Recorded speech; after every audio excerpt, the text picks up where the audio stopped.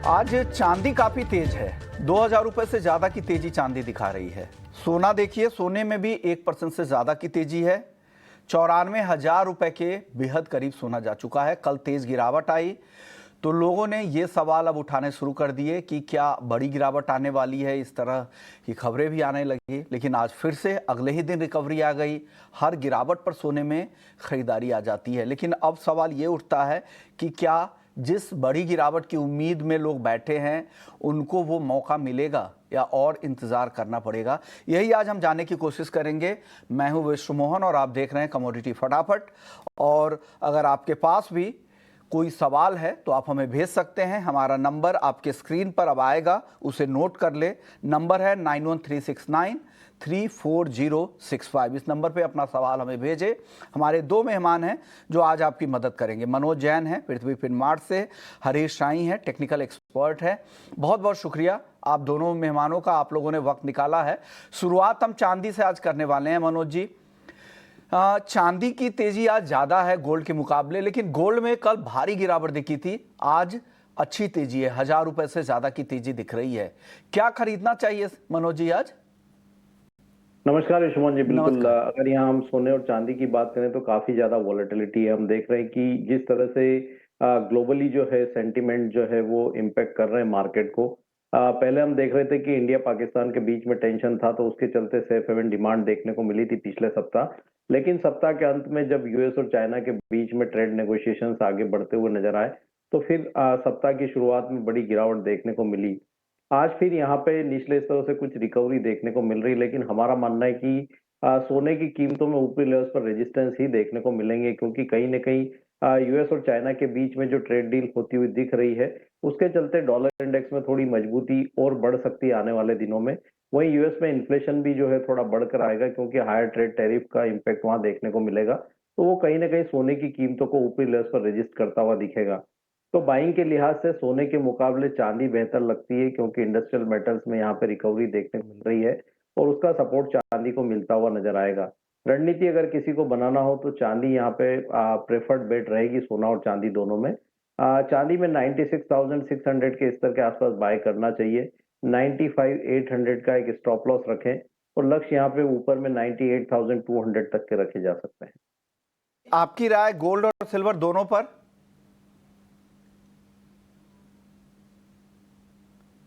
हरीश जी, आपसे मेरा सवाल था, अनम्यूट कीजिएगा ऑडियो को, फिर बताइए सर। जी सर, बेसिकली गोल्ड और सिल्वर में दोनों में मैं आज भी जैसे अपन ने तेजी देखी तो अभी लग रहा है जो इंट्राडे का जो काम था वो तो हो चुका है, लेकिन स्टिल मैं सजेस्ट करूंगा कि बाय ऑन डिप होना चाहिए। तो गोल्ड में अराउंड 93,750 के आसपास अगर गोल्ड हमको देखने को मिलता है तो वहां पर अपन जो है बाइंग इनिशिएट करें। वहीं जो स्टॉप लॉस रहेगा वो 93,450 के बिलो रहेगा और जो एक्सपेक्टेड टारगेट्स है वो 94,400 और 94,800 के आसपास रहेंगे।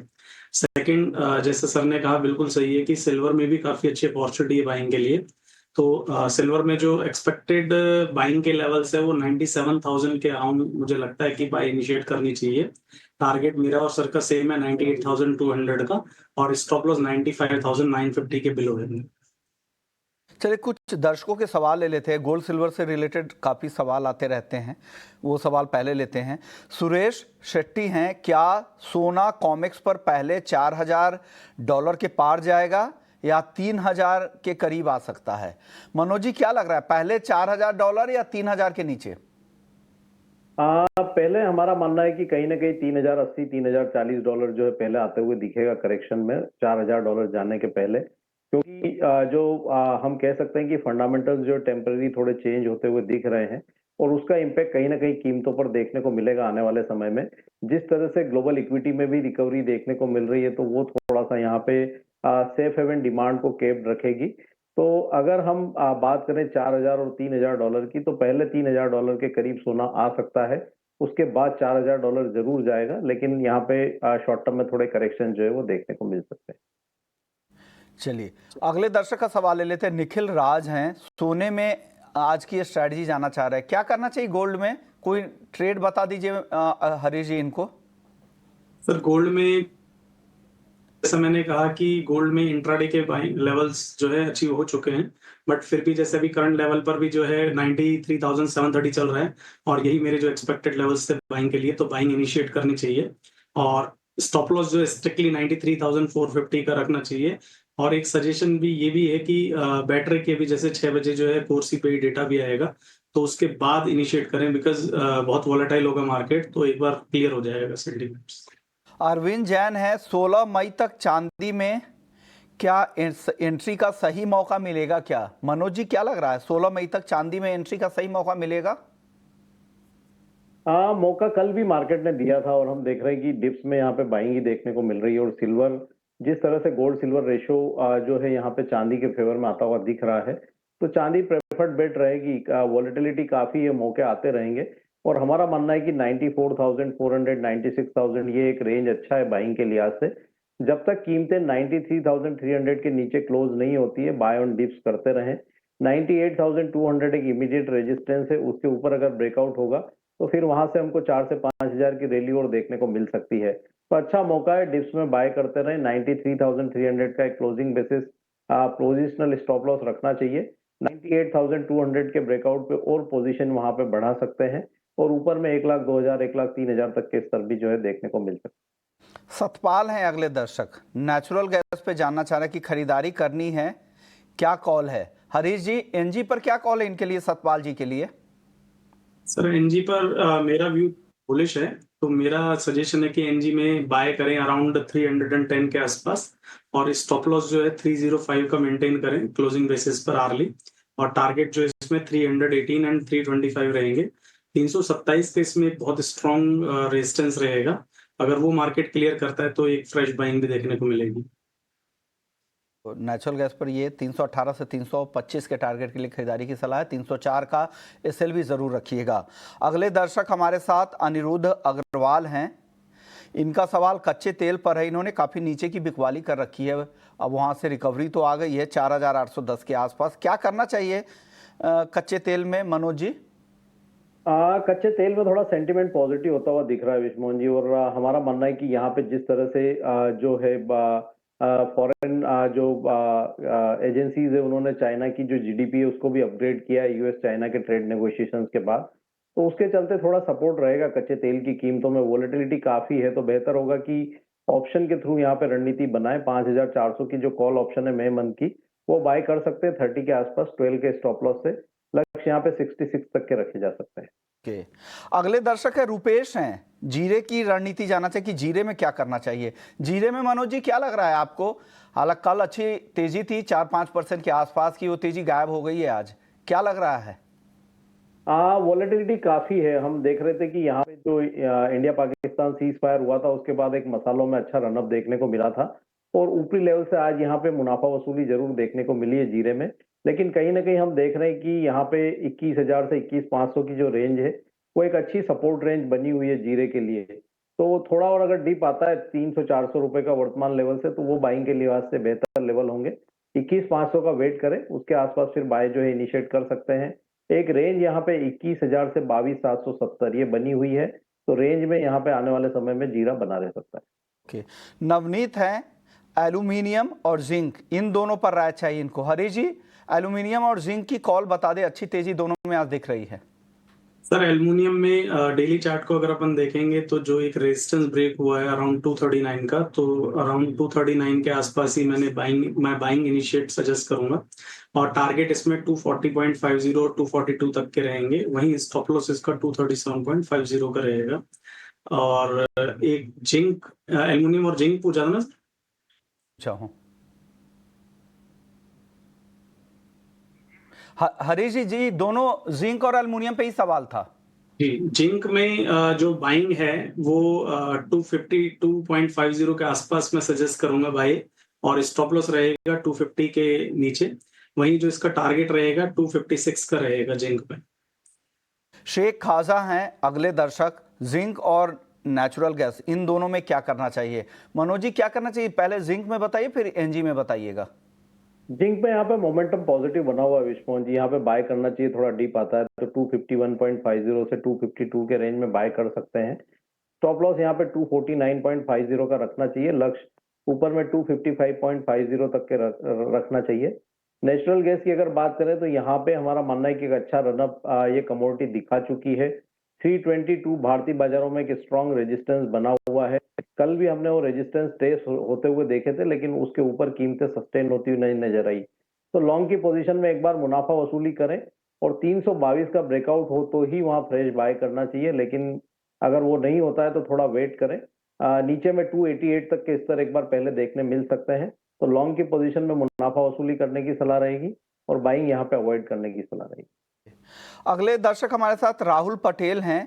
कच्चे तेल में जानना चाहिए कि क्या करना चाहिए, क्या करना चाहिए हरीश जी? कच्चे तेल का आउटलुक क्या है?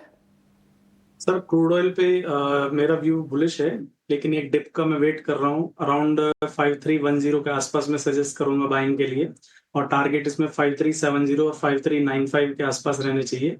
वहां पर एक सप्लाई प्रेशर देखने को मिल सकता है। वहीं स्टॉप लॉस जो है 5260 के नीचे रहने चाहिए। चलिए, तो राहुल जी के लिए कच्चे तेल को लेकर ये आउटलुक दिया गया है। हर्षिता है दिल्ली से, सोने में खरीदारी करनी है, लंबी अवधि का नजरिया इनको चाहिए। लंबी अवधि के लिए सोने में आपको क्या लग रहा है मनोज जी, किस भाव पे एंट्री करें और लंबी अवधि का आपका टारगेट क्या है? लंबी अवधि की अगर मैं बात करूं तो इस साल के आखिर तक हमारा मानना है कि 1,04,000 1,05,000 तक कीमतें जा सकती है, लेकिन उसके पहले यहाँ पे कुछ करेक्शन संभावित है सोने में। तो अगर ये थोड़ा पोजिशनल बाय करना चाहते हैं तो थोड़ा वेट करना चाहिए। एक बार 92,000 सपोर्ट बने हुए हैं, अगर वो ब्रीच होते हैं तो हमारा मानना है कि एक बार 88,500 से 90,000 की रेंज में सोना आ सकता है और वो लंबी अवधि के निवेशकों के लिए अप्रोप्रिएट लेवल होंगे बाइंग करने के। तो अभी थोड़ा यहाँ पे वेट करना चाहिए। हमारा मानना है कि जो करेक्शन का दौर चालू हुआ है वो थोड़ा कंटिन्यू होगा शॉर्ट टर्म में, तो थोड़े और डीप का यहाँ पे वेट करना चाहिए। वेट करें। चलिए, कुछ एग्री मार्केट की बात कर लेते हैं मनोज जी। एग्री मार्केट में जीरा पे आपने राय दे दी है, अब बात कर लेते हैं हल्दी की। हल्दी में आज भी अच्छी तेजी दिखी है, 3.5% के आसपास की। क्या लग रहा है हल्दी की ये तेजी और कंटिन्यू रहेगी मनोज जी? बिल्कुल, यहाँ पे एक पॉजिटिव मोमेंटम है। हमने देखा है कि 13,750 एक रेजिस्टेंस बना हुआ था और वो निकलने के बाद हमने बढ़त जो है एक्सटेंड होते हुए देखी है। तो फ्रेश बाय के लिए थोड़े डिप का वेट करना चाहिए। जून का वायदा अगर 14,100 के आसपास मिलता है, वहां बाय कर सकते हैं 13,750 के नीचे के स्टॉप लॉस से। ऊपर में 15,100 15,200 वहां तक कीमतें जो रैली जो है वो एक्सटेंड कर सकती है। तो डिप्स में बाय करें। ओवरऑल स्पाइस पैक में हल्दी यहाँ पे एक स्ट्रॉन्ग काउंटर लगता है और डिमांड भी काफी बेहतर है, तो यहाँ पे डिप्स में बाय किया जा सकता है। धनिया में क्या सलाह देंगे सर? धनिया तो 6,930 तक फिसल गया है, और नीचे आ सकता है कि अच्छे लेवल पे आ चुका है? देखा जाए तो लंबी अवधि के जो निवेशक हैं उनके लिए एक अप्रोप्रिएट लेवल है। हमारा मानना है कि 6,770 धनिया जून वायदा में एक स्ट्रॉन्ग सपोर्ट रहेगा और अगर बाय करना है तो यहाँ पे स्टेगर्ड वे में बाय कर सकते हैं 6,770 के नीचे का एक पोजिशनल स्टॉप लॉस लगा के। एकदम से बड़ी तेजी नहीं आएगी, लेकिन ग्रेजुअली हमारा मानना है कि कीमतों में सुधार देखने को मिलेगा आने वाले समय में। शॉर्ट टर्म में 7,450 तक कीमतें फिर एक बार जा सकती है, तो यहाँ पे भी बाय कर सकते हैं, लेकिन नजरिया थोड़ा लंबा रखना पड़ेगा। ओके, चलिए एग्री मार्केट में ही राइस की बात कर लेते हैं। हमारे साथ देव गर्ग हैं, वाइस प्रेसिडेंट है इंडियन राइस एक्सपोर्टर्स फेडरेशन के। शुक्रिया देव जी, आपने वक्त निकाला हमारे दर्शकों के लिए। सर, सबसे पहला मेरा सवाल होगा, जो मौजूदा जिस तरह के जियोपॉलिटिकल सिनेरियो डेवलप हुए हैं, क्या लग रहा है भारत की पोजीशनिंग राइस मार्केट में किस तरह की? हालांकि हम ऑलरेडी लीडिंग एक्सपोर्टर है, लेकिन कॉम्पिटिटर भी बहुत ज़्यादा है, क्योंकि पिछले कुछ सालों में हमने जिस तरह से बैन किए, वापस की, आंशिक वापसी हुई, उससे मार्केट खराब हुआ है। बहुत सारे कॉम्पिटिटर्स मार्केट में आ गए होंगे। क्या लग रहा है किस तरह की स्थिति बन रही है ग्लोबल मार्केट में राइस को लेकर? सर, राइस के अंदर इंडिया एक ग्लोबल लीडर था, पर पिछले 3 साल में अन्य रीजन की वजह से सरकार ने राइस के एक्सपोर्ट के ऊपर कई पाबंदियां लगाई। राइस एक्सपोर्ट पे बैन लगाया गया, उसके ऊपर एक्सपोर्ट ड्यूटी लगाई गई और मिनिमम एक्सपोर्ट प्राइस द्वारा इस तरीके से राइस के ऊपर कई रिस्ट्रिक्शंस लगाई गई राइस के एक्सपोर्ट के ऊपर। इस वजह से जो राइस इंडस्ट्री के नेटवर्क्स थे इंटरनेशनल मार्केट के अंदर, वो सारे नेटवर्क्स पिछले 1-2 साल के अंदर डिस्टर्ब हो चुके हैं। और हमारे जो कॉम्पिटिटर देश है जैसे पाकिस्तान, वियतनाम और थाईलैंड, इन देशों को हमारी इन रिस्ट्रिक्शंस का काफी फायदा मिला है। अगर हम जहां तक अपने एक्सपोर्ट फिगर्स की बात करें तो इंडिया ने पीक पीरियड के अंदर 22 मिलियन टन पर एनम का नॉन बासमती राइस का एक्सपोर्ट करा था और लगभग 8 से 10 मिलियन टन का बासमती राइस का एक्सपोर्ट करा था।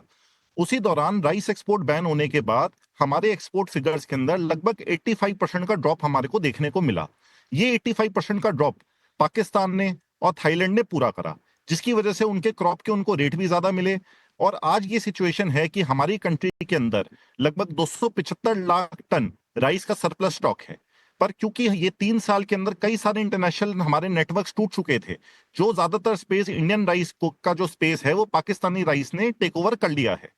तो आज के दिन बहुत जरूरत है कि इंडिया का जो 1.5 मिलियन टन का पर मंथ का एक्सपोर्ट होता था, जो अब जब से एक्सपोर्ट रिस्ट्रिक्शंस हटाई गई है राइस के ऊपर, वो गिर के 5 से 7 लाख टन पर मंथ के ऊपर आ गया है।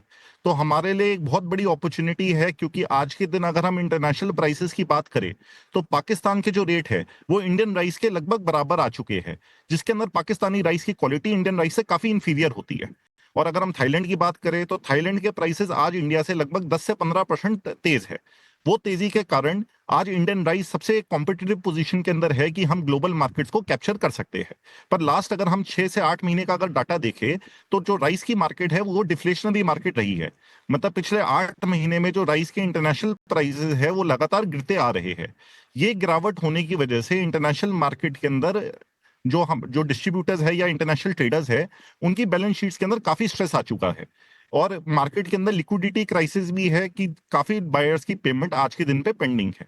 तो एक तरफ तो बहुत बड़ी अपॉर्चुनिटी है और दूसरी तरफ एक बहुत बड़ा चैलेंज भी है कि आज जो ये 275 लाख टन का सरप्लस स्टॉक इंडिया के पास इकट्ठा हो गया है, उसको किस तरीके से डिस्पोज ऑफ करा जाए। क्योंकि इंडियन राइस एक्सपोर्ट मार्केट के अंदर लगभग 10 से 15 मिलियन टन का और हमारे पास स्कोप है कि हम ये राइस एक्सपोर्ट को इंक्रीज कर सकते हैं। तो हमारी सरकार से रेगुलरली एक डिमांड है कि जो पिछले 3 साल के अंदर हमने अपने राइस नेटवर्क्स को लूज कर दिया है, उसको रिवाइव करने के लिए एक बहुत जरूरत है कि इंडिया के अंदर एक इंटरनेशनल लेवल की बायर सेलर मीट या इंटरनेशनल कॉन्फ्रेंस हो। इसी के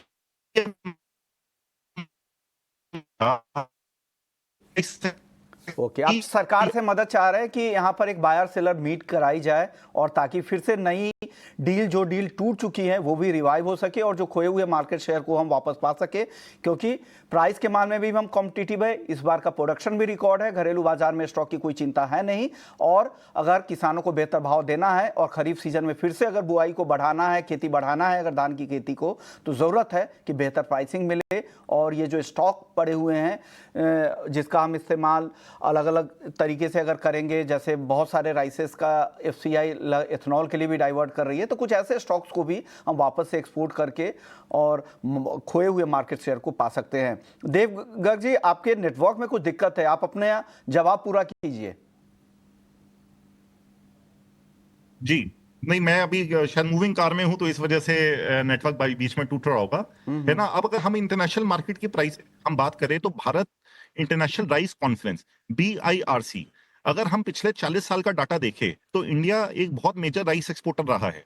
बट ये हमारा एक दुर्भाग्य है कि जो भी इंटरनेशनल राइस कॉन्फ्रेंस होती है वो इंडिया में नहीं होती, वो या तो थाईलैंड में होती है या पाकिस्तान में होती है, जो जिनका मार्केट शेयर इंडिया से काफी कम है इंटरनेशनल मार्केट के अंदर। तो ये इनिशिएटिव भारत फेडरेशन को सरकार यहाँ के पे साथ रिप्रेजेंट करें, आप लोग भी तो अपनी तरफ से इस तरह की कोई सेमिनार इंटरनेशनल लेवल पे स्केल पे रख सकते हैं। अगर घरेलू बाजार के ही 4-5 बड़े एसोसिएशन अगर सामने में आए तो डेफिनेटली आप भी इस तरह के सेमिनार कर सकते हैं। हालांकि सरकार से भी इस बात की अपील होगी कि एक्सपोर्ट को बढ़ावा देने के लिए सरकार की तरफ से भी कदम उठाया जाए और इस तरह की मीट की अगर डिमांड आप लोगों से हो रही है तो डेफिनेटली उसके लिए भी कुछ ऐसे उपाय किए जाए। शुक्रिया, आपके नेटवर्क कमजोर है, वापस से अगले दिन आपसे जरूर बात होगी। चलिए आगे बढ़ते हैं, बात कर लेते हैं सोयाबीन को लेकर। हमारे साथ सोयाबीन पे बातचीत करने के लिए DN पाठक साहब हैं, ED हैं सोपा के। शुक्रिया सर, आपने वक्त दिया है। सर, सोयाबीन मार्केट को लेकर पहले घरेलू बाजार के बारे में बताइए, क्या हाल है सर? घरेलू बाजार अभी जैसा चल रहा था वैसे चल रहा है। प्राइसेस अभी भी 4200 रुपए के आसपास हैं। कभी 50 रुपए कम होती है, कभी 50 ज्यादा होती है, क्योंकि नाफेड की सेल तो वापस चली रही है। तो उसके चलते जो प्राइसेस हम उम्मीद कर रहे थे कि थोड़ा आगे बढ़ेंगी, MSP के पास तक आएंगे, वो तो हो नहीं पाया काम। और हमारी काफी कोशिश करने के बावजूद भी हमारी ये प्रार्थना स्वीकार नहीं हुई गवर्नमेंट से कि सेल को भी रोक दिया जाए। तो उसके चलते प्राइसेस सबड्यूड है और किसान थोड़ा परेशानी में है, ये सोच के कि इस कीमत पे अगर सोयाबीन बिकेगा तो मैं सोयाबीन लगाऊं कि नहीं लगाऊं।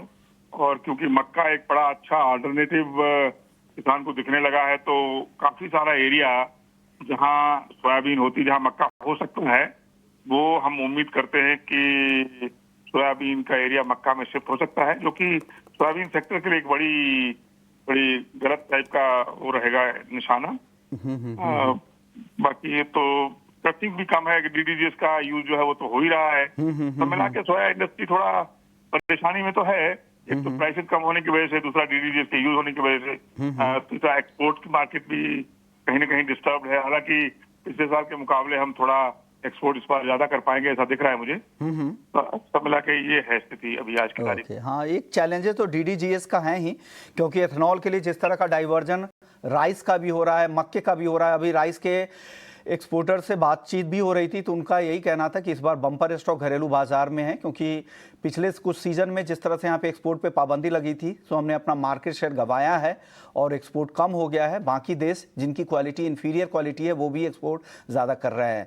और दूसरा, यहाँ पे एथेनॉल के लिए राइस का भी आवंटन ज़्यादा बढ़ा है। मक्के का तो 127 लाख टन के आसपास की ज़रूरत कही जा रही है, तो पूरा शिफ्ट हुआ है, जिससे डीडीजीएस एक बड़ा कॉम्पिटिटर बन गया है। दाम आधा है डीओसी के मुकाबले। ये एक बड़ी चिंता है आपके लिए। सर, इंटरनेशनल मार्केट का सिनेरियो किस तरह है? सोयाबीन का जहाँ जैसे वहाँ पे रिकॉर्ड क्रॉप था, अब अमेरिका से चाइना कम कर दिया था खरीदना, अब ट्रेड डील होने के बाद डायनेमिक किस तरह से चेंज होंगे सर? देखिए, चाइना को करीब 100 मिलियन टन सोयाबीन चाहिए होता है, जिसका बड़ा सप्लायर अमेरिका ही रहा है। तो अभी जैसे चाइना ने सस्पेंड किया सोयाबीन खरीदना अमेरिका से, तो ये ट्रेड डील होने के बाद तो दोबारा चालू हो जाएगा। जो हमें प्रेशर था बहुत ज्यादा कि हम अपनी सोयाबीन लेके जाएं, वो थोड़ा ईज होगा। हालांकि चाइना बड़ा स्मार्ट मुल्क है, उन्होंने ऑलरेडी ब्राजील से, अर्जेंटीना से डील कर ली थी, हमारा सोयाबीन वहां से आएगा। थोड़ा सा ईज होगा। अमेरिका का प्रेशर इंडिया के ऊपर भी है कि आप सोयाबीन खरीदिए हमसे। बाकी प्राइसेस में अभी क्योंकि क्रॉप जैसी थी वैसी अच्छी है, तो प्राइसेस मुझे कहीं लगता नहीं ऊपर नीचे बहुत ज्यादा बढ़ने की या घटने की उम्मीद नहीं है। अब तो सोइंग शुरू होने का टाइम है चाइना में, सॉरी अमेरिका में, तो वो तो फिर बाद की बात है, बाद में पता लगेगा। कोई बहुत ज्यादा इंटरनेशनल मार्केट में मुझे लगता है ऑयल के दाम में, पाम के दाम जरूर थोड़े से कम होते दिख रहे हैं, तो उसका कुछ असर पड़ सकता है। लेकिन उसमें इंडोनेशिया का इंडिकेशन है कि अगर पाम के दाम और गिरेंगे तो हम अपना बायोडीजल का मैंडेट बढ़ा देंगे। तो ये सब वेट एंड वॉच वाली चीजें हैं अभी फिलहाल। इस तरह के, इसलिए कि अब नई सीजन में भी अब बुआई के सीजन भी आ रहे हैं, और ऐसे में चिंताएं हैं कि भाव अगर एमएसपी से इतना नीचे है, अगर 10% नीचे है, तो किसान खेती कितना करते हैं, ये देखने वाली बात होगी। शुक्रिया सर, आगे भी आपसे अपडेट लेंगे सर। जी। चलिए आगे बढ़ते हैं। हम एग्री मार्केट की बात करें तो एक और कमोडिटी ग्वार की बात कर लेते हैं। मनोज जी, ग्वार पर राय दीजिए। ग्वार हालांकि शुरुआती कारोबार में कमजोर दिख रहा था, लेकिन आखिर में देखा रिकवरी अच्छी लौटी। क्या ये रिकवरी कल कंटिन्यू होगी क्या? विश्वमोहन जी, ग्वार कॉम्प्लेक्स की अगर बात करें तो बिल्कुल दायरे का मार्केट है। हमने 5000 के नीचे कीमतों को फिसलते हुए देखा था, तो थोड़ा वहां पे हम कह सकते हैं कि एक तो कुछ शॉर्ट कवरिंग आती हुई नजर आई, और दूसरा निचले लेवल्स पे कुछ बार्गेन बाइंग भी देखने को मिल रही है। हमारा मानना है कि 5200 5250 एक रेजिस्टेंस रहेगा ग्वार सीड जून वायदा के लिए। तो निचले लेवल्स पे अगर बाइंग की और अगर कल ओपनिंग यहाँ पे 40 से 50 रुपए ऊपर होती है, तो एक बार लॉन्ग में मुनाफा वसूली करना चाहिए। वहीं अगर ग्वार गम की बात करें तो यहाँ भी 9850 से 10,000 के दायरे में रेजिस्टेंस ही देखने को मिलेंगे। तो ऊपरी लेवल्स पर यहाँ भी एक बार मुनाफा वसूली की सलाह रही। ये सलाह है ग्वार को लेकर। शुक्रिया मनोज जी आपका, हरीश जी आपका। आप लोगों ने वक्त निकाला, दर्शकों को गाइड किया कि उन्हें कमोडिटी मार्केट में क्या करना है। कमोडिटी फटाफट को यहीं समेटते हैं। ब्रेक के बाद भी खबरें चलती रहेंगी, तो आप कहीं मत जाइए, बने रहिए हमारे साथ। नमस्कार।